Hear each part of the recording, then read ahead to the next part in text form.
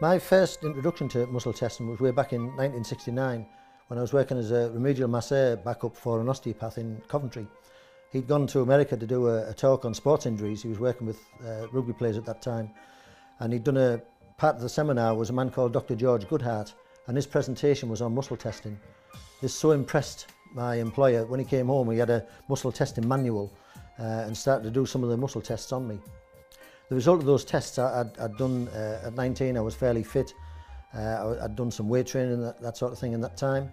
And when he did some of the muscle tests, some of the muscles, surprisingly, he could press down quite easily. And when he did the activation, reflex corrections on the muscles in my leg were immediately very, very strong, which amazed me at that time. What I understand now is that was applied kinesiology, which was a different slant on muscle tests to the way they had been used.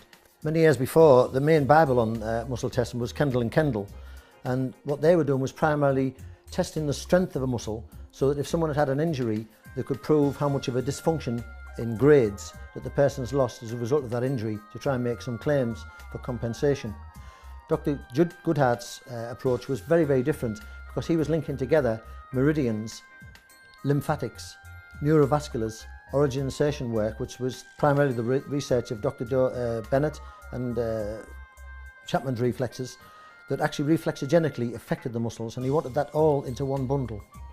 The reason he wanted these in one place is that he was researching the recurrence of spinal subluxations where a vertebra was going out of alignment but recurring, and he wanted to understand much more about the permanency of these corrections.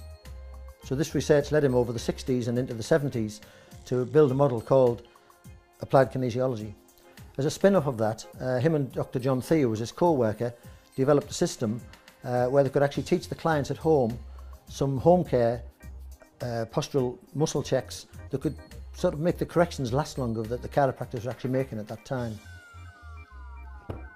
Dr. John Thea then popularised that system into a system called Touch for Health, and I learnt this system primarily from a man called Brian Butler back in the 70s, and he presented at my college a muscle testing weekend, which impressed me so much because I already had some initial knowledge of kinesiology to want to learn more. So I actually hired him over the next 18 months for over 100 hours of personal tuition, and then I hired the personal services of a lady called Yoka Brouwer, who was the European Muscle Health for Touch for Health instructor at that time, for an 8-day course, again on personal tuition, to learn these muscle tests more. I then decided to go to America and become the second instructor in this country of the Touch for Health system, which I did in 1979, and there's my certificate from way back in that time. Since then, I developed my practice in 1974, and I was then actively using muscle tests all of the time as part of the differential diagnosis they were making, as well as the orthopaedic muscle range checks on the joints and everything else, and also the pre and post checks to show the client that those weak muscles had now re-established the postural tone that we were looking for good postural alignment and correction. A lot of what Dr. Goodhart found was that the spindle cell settings in the muscles, when they become strained, went out of alignment and left the muscle in a weakened state. The neurology was then switched off temporarily to that muscle. So this was a neurological muscle weakness, not a strength weakness.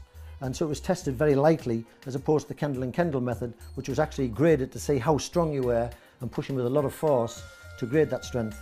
Kinesiology, however, is a very subtle art and done very lightly but very precisely by approximating the origin and insertion of the muscle and then just checking the tone of that muscle to see if its postural set is neurologically hooked up to the brain.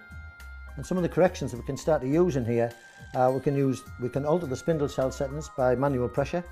Sometimes the fascia of the muscle will become distorted with inflammation or inflammatory stress to the muscle, so we can strip that muscle out or wring it out. And there's various other ANMA procedures using pressure that change the whole neurological and water constitution to muscles once they become strained, to bring them back to good postural alignment.